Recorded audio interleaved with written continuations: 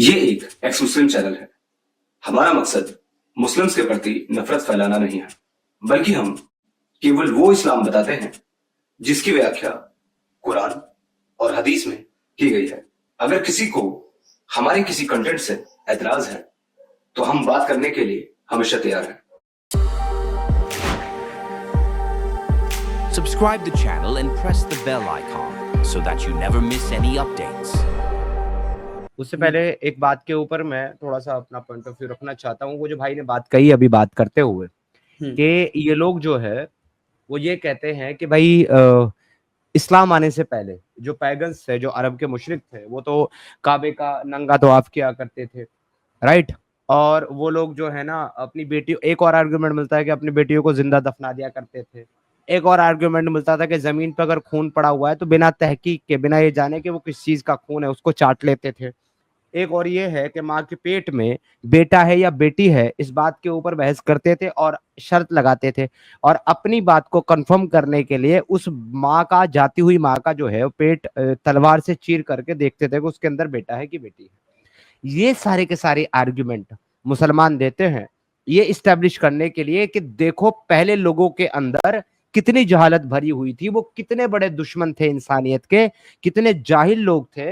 फिर हमारा दीन इस्लाम आया, हमारे प्यारे नबी इस्लाम लेकर के आए और उन्होंने लोगों को जो है तबलीग करी और उन जानवरों को इंसान बनाया। फिर उन जानवरों में से ऐसे ऐसे लोग बने कि जो अपनी जान देने के लिए अल्लाह के रास्ते में तैयार हो गए, जो अपने से ज्यादा अपने भाई की जरूरत का जरूरत का जो है ख्याल रखते थे, उनकी मदद करते थे, उनकी नुसरत करते थे, और ये करते थे और वो करते थे और फलाना और ढिमकारा और बड़े बड़े किस्से। तो ये सब के सब जो है ना एक प्रोपेगेंडा है, ये सब की सब जो है ना एक सोची समझी बनाई हुई बनावटी कहानियां है, साजिशें हैं, इस वजह से कि दूसरे अकीदे वालों को, दूसरे मजहब वालों को, दूसरे रिचुअल्स वालों को बदनाम करो ताकि तुम अपने आप को उनसे बेहतर और अच्छा दिखा सको, और फिर अपनी बड़ाई, अपने अपने बड़े बड़े जो है अपनी बेहतरी के, अपने मामलात के, अखलाक के ऊंचे ऊंचे किस्से बयान करो ताकि लोग तुमको पिछले वालों से और हर अगले वालों से बेहतर माने। ये चीज जो है, इसको अगर आपको समझना है कि हाँ भाई ये चीज कितनी सच्ची हो सकती है या ये चीज के अंदर जो है कितनी हकीकत हो सकती है, तो इच्छा मृत्यु भाई ज्यादा दूर जाने की जरूरत नहीं है। आज के मुसलमान को पूछ लो कि जो लोग मूर्ति पूजा करते हैं उनके बारे में आपका क्या ख्याल है, आपको पता है वो क्या जवाब देगा?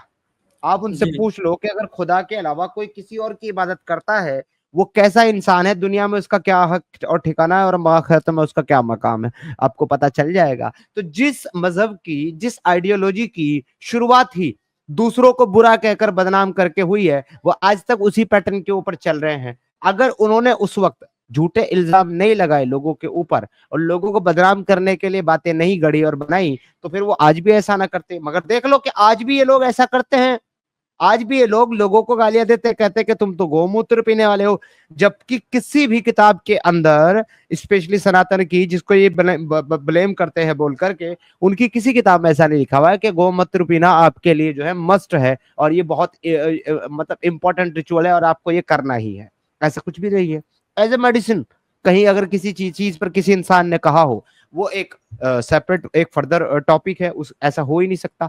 लेकिन जब आप इनको बताओगे कि आपके यहाँ भी तो ऊंट का पेशाब मुबारक है, नबी का पेशाब मुबारक है, तब ये भागते हैं उन चीजों से, फिर ये अपनी लंगोटी उठाते हैं और उसको लेकर के फुल स्पीड भागते हैं। अब आ जाओ आप, तब बोलता है एज ए मेडिसिन, ये लोग खुद ही बोलते हैं ना?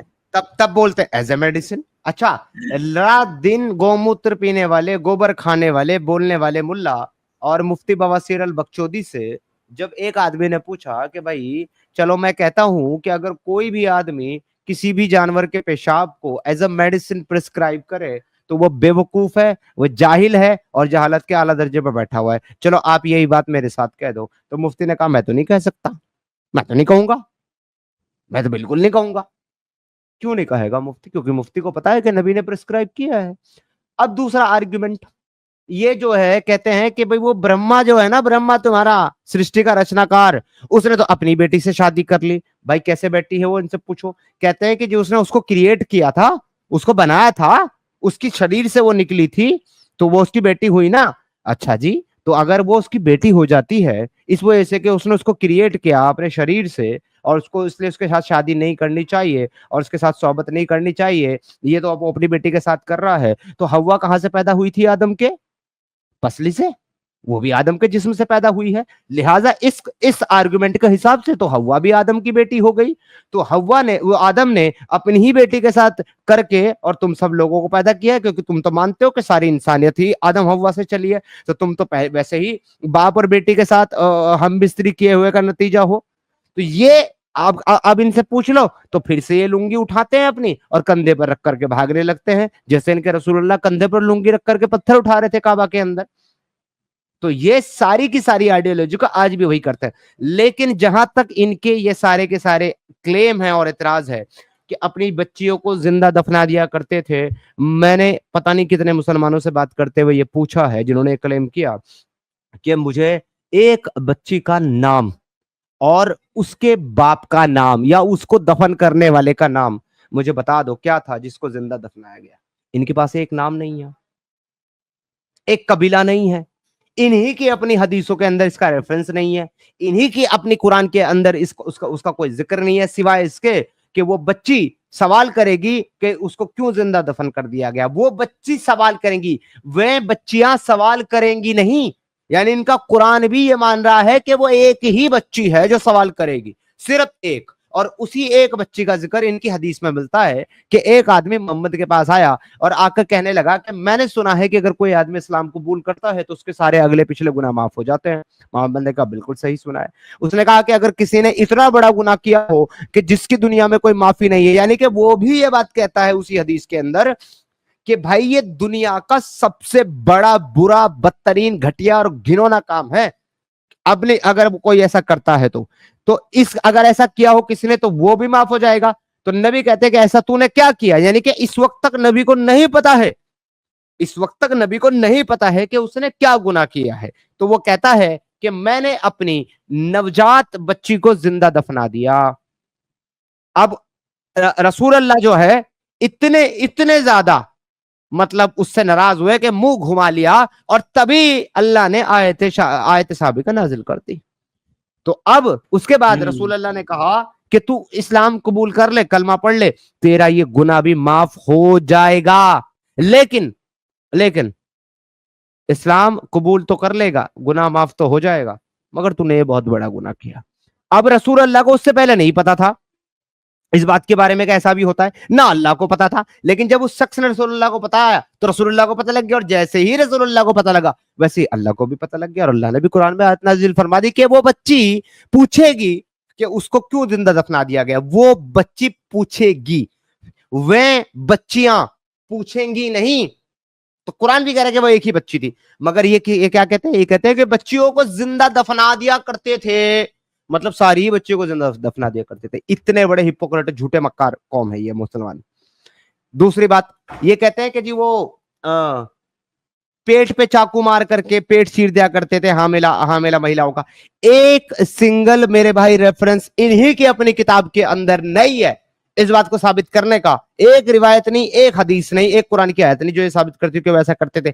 मगर इन्हीं की अपनी अबू दाऊद के अंदर लिखा हुआ है कि एक मुसलमान था अंधा, जिसके पास एक गुलाम लड़की थी जो रसूलुल्लाह के बारे में बुरे अल्फाज क्या कहा करती थी, क्योंकि रसूलुल्लाह ने उसके बाप को और उसके शोहर को एक जंग के मौके पर कत्ल कर दिया था, और इसको गुलाम लौंडी बना करके उस अंधे को दे दिया था। माले गनीमत में उस अंधे के हिस्से में वो आई थी, तो रसूलुल्लाह को गालियां दिया करती थी। इस वजह से उस अंधे ने एक दिन कुल्हाड़ी ली और अंदाजा करके उसके पेट के ऊपर वार किया और उसका पेट चीर डाला। हालांकि उसके पेट के अंदर जो छोटा सा बच्चा था मासूम, वो भी उसके पैरों के अंदर बीच के निकल करके गिरा। तो ये इनकी अपनी हदीसों के अंदर है कि ये असल में ऐसा करते थे मुसलमान, ये हामिला औरत के पेट काट दिया करते थे, ये इनकी अपनी हदीस के अंदर है।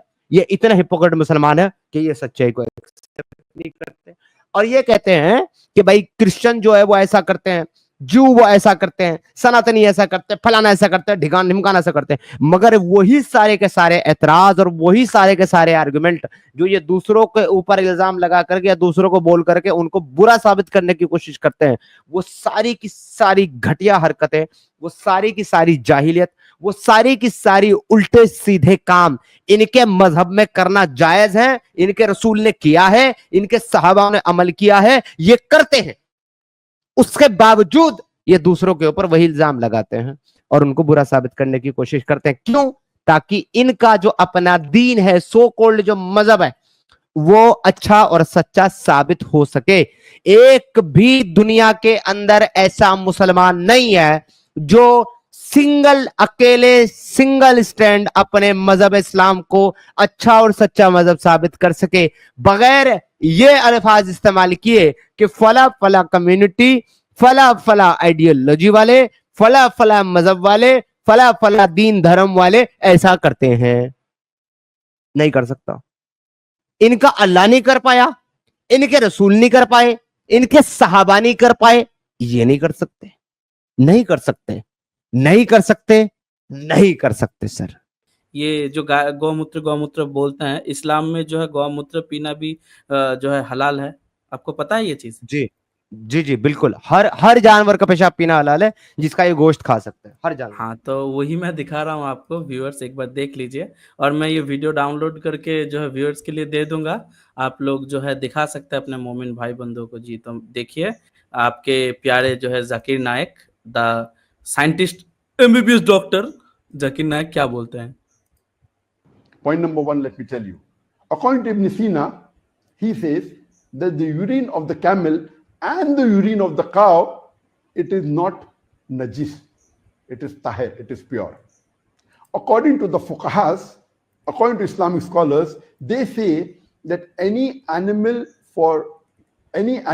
which is permitted for a Muslim to eat, or any bird which is permitted for a Muslim to eat, that animal or that bird's urine and feces is tahir, it is pure, it is not najis. The urine and feces of all the animals which we are permitted to eat, whether it be goat, whether it be sheep, whether it be camel, whether it be cow, it is not najis. So based on this, according to the fuqahas, according to Islamic scholars, अल्हम्दुलिल्लाह। मगर problem फिर यहां से ये है कि hypocrisy तो खून में है हमारे मोमिन भाइयों के। वो आकर के यहां पर कह देंगे we don't agree with the interpretation of doctor joker नालायक, दिस इज रॉन्ग। और इन्होंने कौन से किताब की बात की? वैसे कोई हदीस की तो बात इन्होंने की नहीं, फिका की बात की। इन्होंने फिका की बात की है। इन्होंने एक स्कॉलर का नाम लिया है, क्या नाम लिया, सिना सानी, आई फॉरगेट इट एक्चुअली। सो एक स्कॉलर की फिका की किताब का इन्होंने हवाला देकर के बोला है कि उन्होंने ये मसला बयान किया है, ये फतवा दिया है। और फिका का मतलब होता है शरीयत की किताब है, शरा की किताब है, ये फिका है।